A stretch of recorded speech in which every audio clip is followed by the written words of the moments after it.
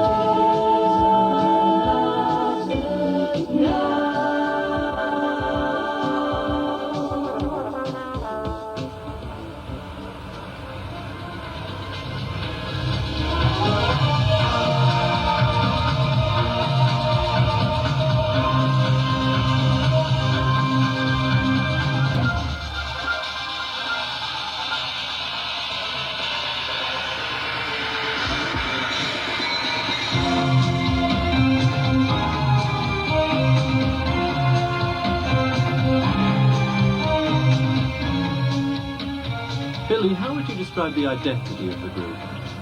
The identity? What paper have I just read? Bunch of old posters, actually. I don't care. We just do what we do, you know. I actually think it's the fact that we are four completely different people. Like, Midge is fairly traditional in his outlook on most things, and Billy's the complete opposite. Billy's totally radical on everything he thinks, and me and Warren sort of float around somewhere in the middle.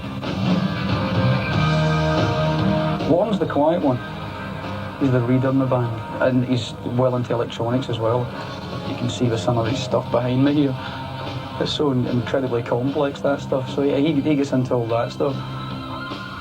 Chris and I tend to work on the stage sets and the graphics because we're interested in that side of it. But there's other areas that Warren and Billy are much more interested in than we are, and we can let them get on with that, and we take a back seat at that point.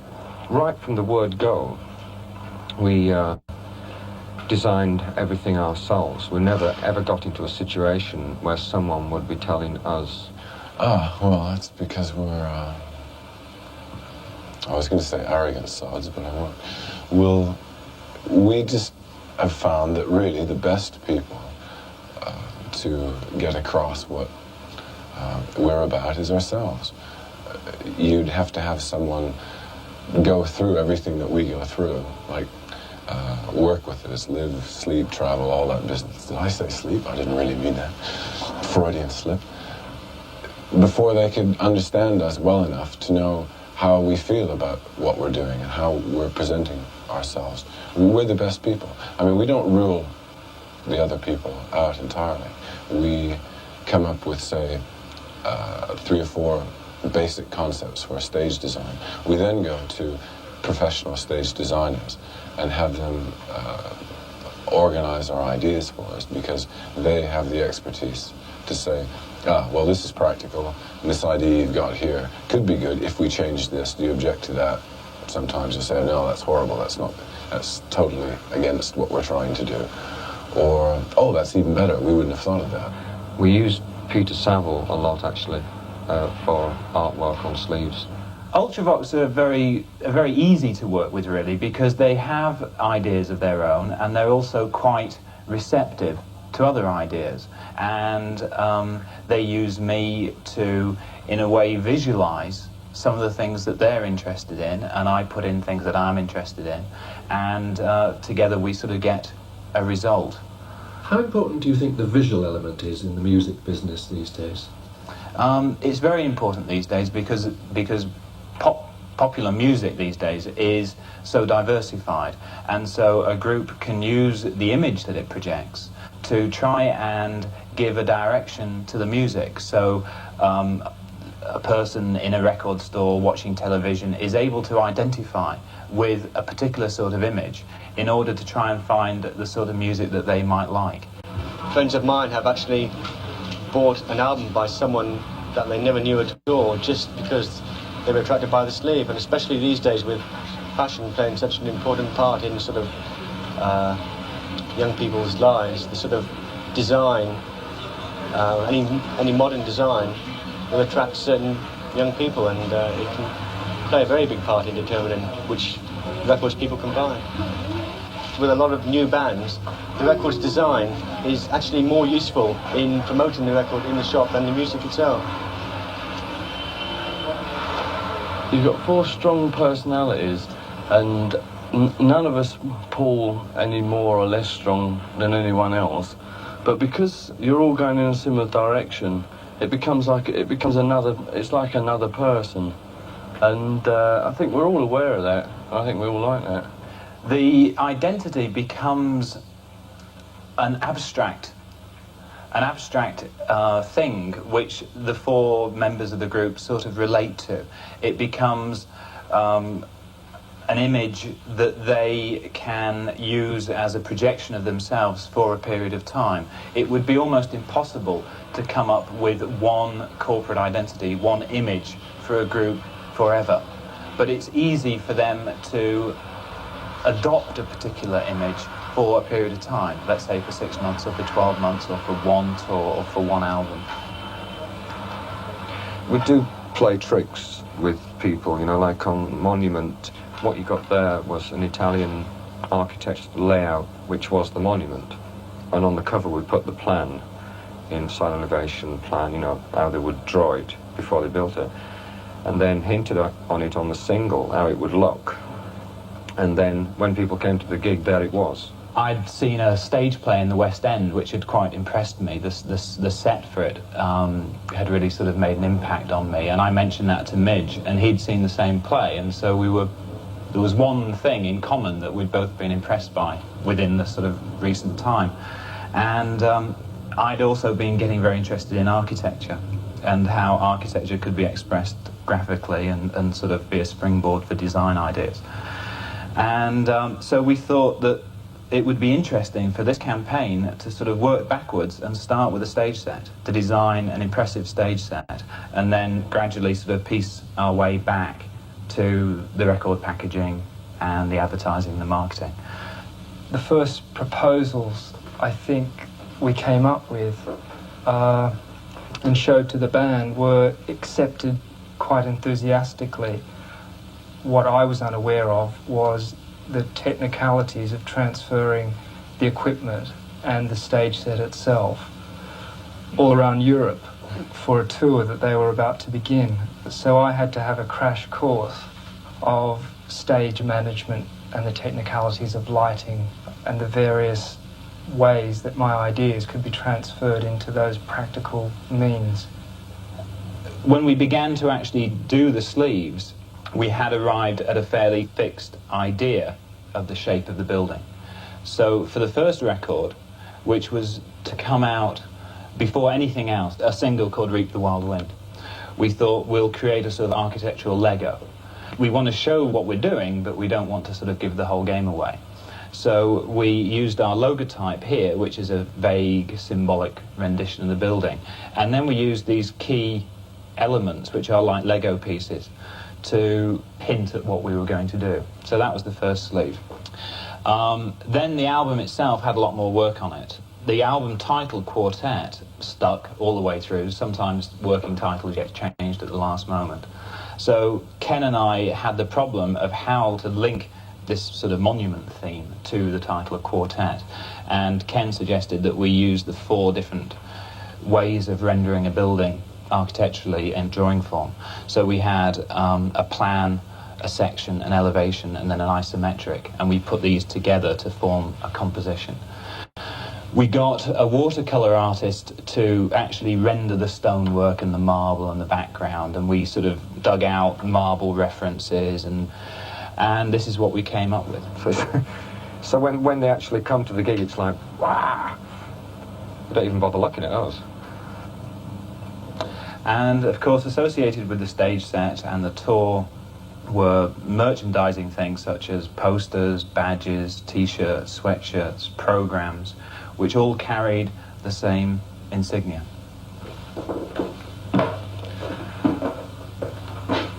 And the eventual spin-offs were a track that the group did on one of the records called Monument, a limited edition of prints that the record company gave away as a gift,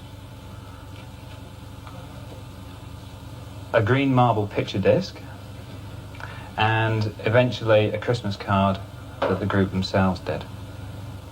We just see everything as being very interlocking.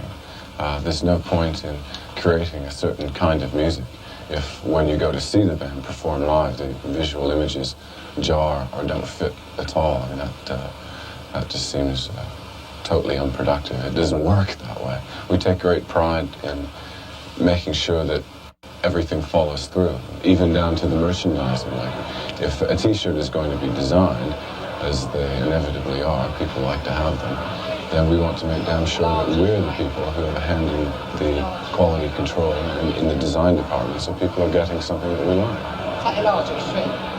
After Monument being so big and actually quite difficult to get into certain areas, particularly in America, where we aren't really all that famous, but some promoters actually lying about the stage size. It's very frustrating when you can't taking such a big thing around and you can't even use it. What we decided to do was go back to the theatrical lighting that we used on the very first Vienna tour, using the flashing on very, very brightly, like at the final chorus of Vienna. They just absolutely dazzle you out completely. And you see, like, what we had when we had no money at all was Midge would have one of these theatrical-looking lamps just stood right next to him. Chris would have one, and I would have one, and the drummer had one. It was different, cheaply different. So what we decided to do on this was go back to that idea, but not only that, we just wanted to be rougher, less organised, more natural.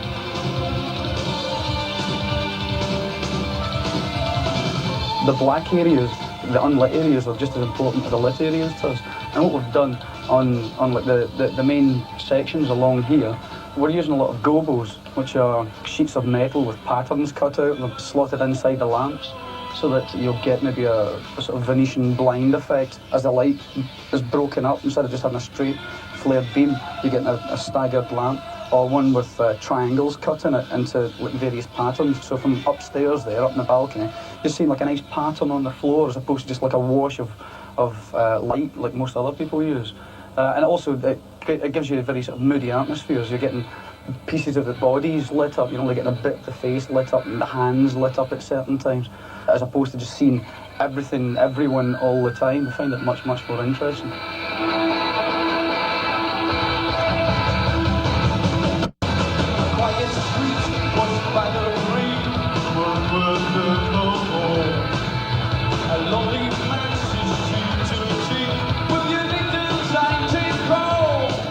We like the idea of using different textures as well, using the scaffolding, not just to hold lamps, but actually for a look and a feel, and the netting, which we found very, very difficult to get hold of. We actually had to get this stuff made for us in Germany. Have you ever tried buying, a fireproof fishing net? It's not very easy.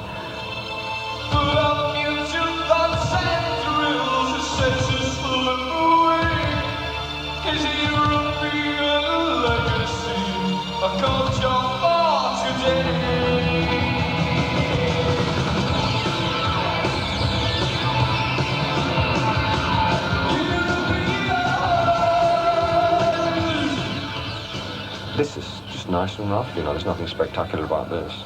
We are actually relying on our good looks.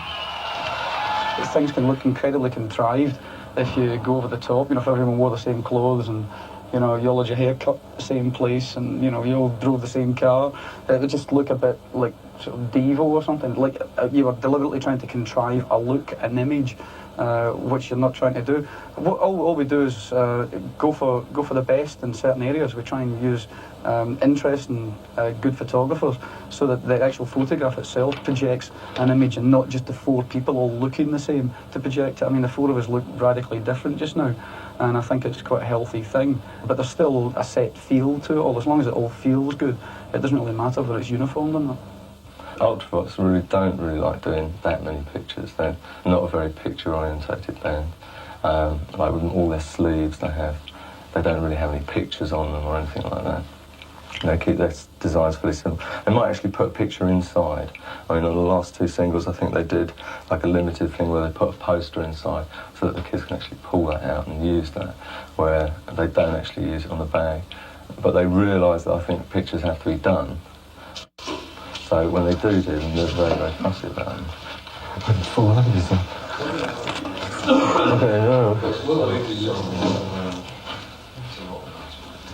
I most probably start off with my own ideas and then involve them in them, and then they sort of agree to how we're working the shots. And then we shoot it, and we shoot loads of Polaroids, have a look at the way it's working. I think that'll work. So it's not just head floating around? Right, so I'll bring you in a little bit more. I can add a little bit more into the jacket around here as well. It's no problem. Yeah, just a little bit of white as well on the trousers. Okay. And when they see something that they particularly like, and then we go into shooting it. Right, now hold it nice, steady. Nice, still there. Ready? Just square the head back up very slightly. That's it.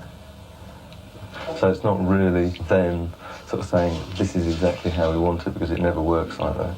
Because each individual photographer has his own idea how he wants to present the band. By listening to the music, seeing them on stage, just all those various different aspects of it. They wanted to use something from their stage show, so we decided to use some of the netting for the shot, to incorporate that in one of the shots. This first one was with the netting, and also you can see this one is virtually the same. Then we did a series of individual shots around this blue, very much on the same sort of lighting, which is fairly moody in the same way that they sort of light on stage. Bright from one side, fairly dramatic, so that's how we sort of kept it. Because they're all so different, you know, one's sort of fairly easy about it, you know, one will sort of say whatever has to be, has to be. Somebody else will be very fussy about how they look. They're just so different that you end up getting so many different points of view that you end up, like for instance, if I get these up, just to show you. See on the black and white, for instance, instead of them all sitting down at one go and saying, right, let's use this one or this one, they usually come in individually to look at the pictures, or you might get two of them in at one time, and they'll say, don't really like me in that one, don't really like me in that one, don't really like me in that one. So you end up with all these different colours, which I think, in this case, the yellow is Billy, the red is Midge, and the white is Warren. So you end up with, on this particular sheet, there isn't one where anybody agrees on it. They keep themselves very much themselves. They have their own little projects they do. I mean, they produce their own videos, or direct their own videos, rather. I mean, that in itself is quite a feat, I think.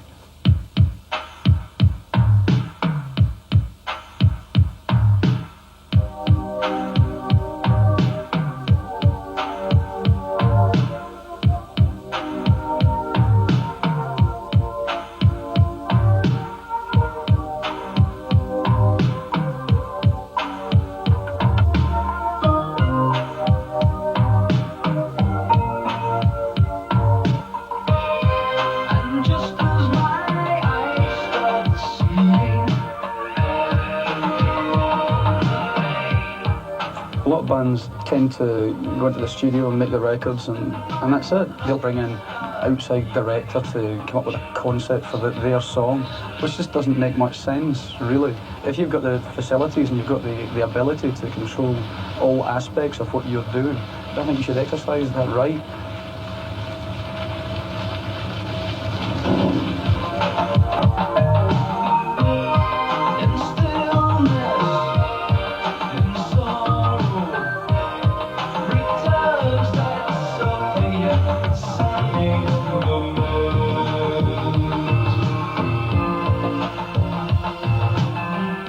We've been lucky enough to gain that confidence from our record company, so we can go off and direct our own videos because they know we can do it now.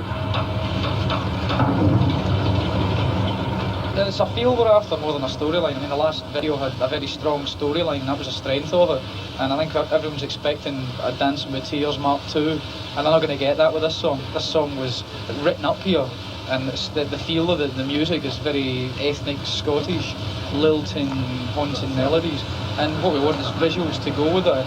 Dramatic countryside like we have here, because we've already tied that in with the graphics on the single sleeve anyway. It's mainly going to be like an advert for the Scottish Tourist Board. It'll kill it stone dead. Midge, tell us what you're up to at the moment. Up to a year of water. Well, because of the sort of foul weather conditions here, which we sort of expected but didn't expect it today, we're just going to do some random shots up there of couples walking about hand in hand. And what we're actually doing, we're starting in the middle of the video somewhere, because we can't do the beginning that we'd planned for this afternoon.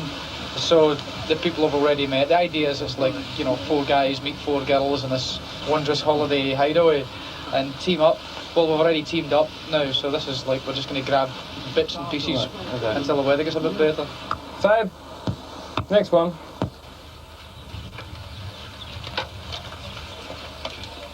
I think the basic idea we have about directing our own videos is the fact that you get more or less what you set out to get in the first place. I don't think it's that difficult a transition from writing the music and recording it and producing it to actually making a piece of film that just enhances the music somewhat. And after that's what a pop promo is. Okay, can you do it once more? A bit more smiling. I mean, I know it's pretty early in the morning, but look as though you're enjoying yourself.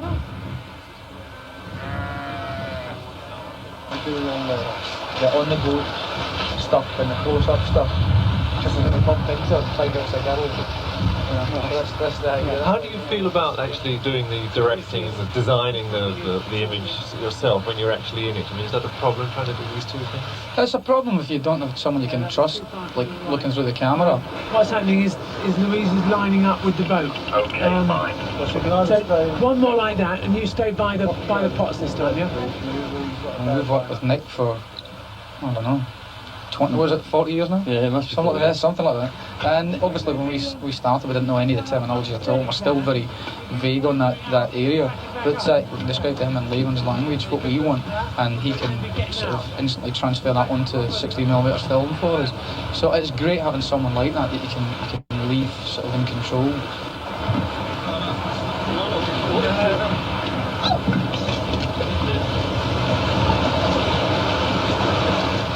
But it's very difficult being on both sides, and you can't do it all the time. I mean, you do get tired, and it's nice to leave it to a director to go off and do it, if you can find a director you trust.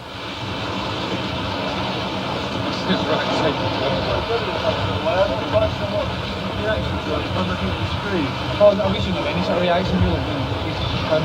But when we capture that anyway, we'll stop and do that again. But let's just do it once more. I like that great stuff Nick's doing. With the director, I suppose, we have a little bit more structure to work to. Working like this, we are tending to make it up as we go along a little bit more. I think in a way anybody, with 3 or 4 days and lots of money can make something look very interesting, very flash. But this approach, which is a bit sort of rawer, I think is more interesting, and I suppose it's just a bit more dangerous, really. So what do you think you're able to put in it by doing it yourself? We save a few, Rob, don't we? Yeah, we don't know. Don't know about that. Probably a bit of fun. I mean, the element of fun. There's no one cracking a whip and sort of forcing their ideas down your throat. How's it been going? Going not too badly, considering the elements. The elements, yeah. The elements certainly throw you somewhat. But we're lucky enough today to actually see some of the scenery. But certainly slows you down somewhat. We've had to scrap a few ideas and alter the very vague... Change much the shape of the thing you're trying to achieve? No. I mean, the idea that we're going just for a feel, I mean, it's quite a soft, probably over-cliched idea. And I think we've still captured that.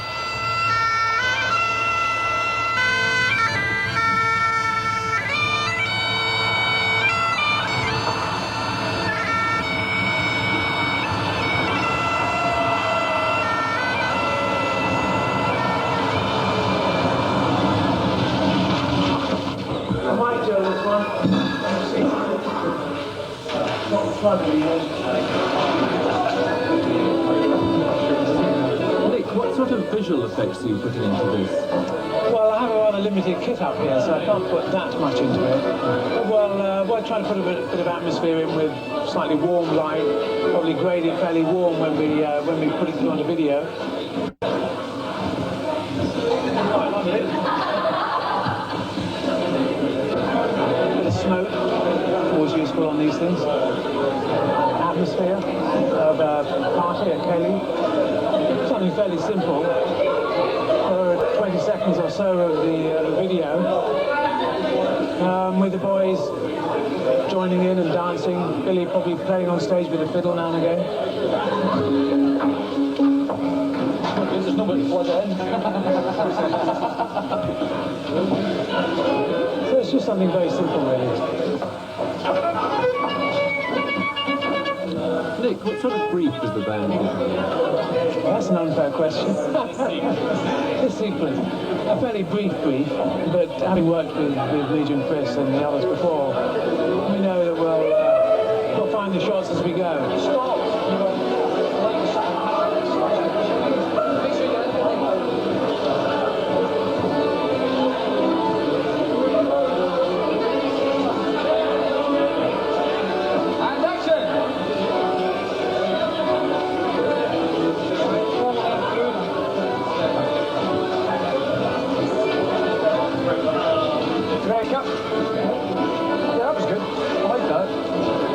Keep the atmosphere light and jolly, really. That's the idea of this whole sequence. Move the camera around a bit.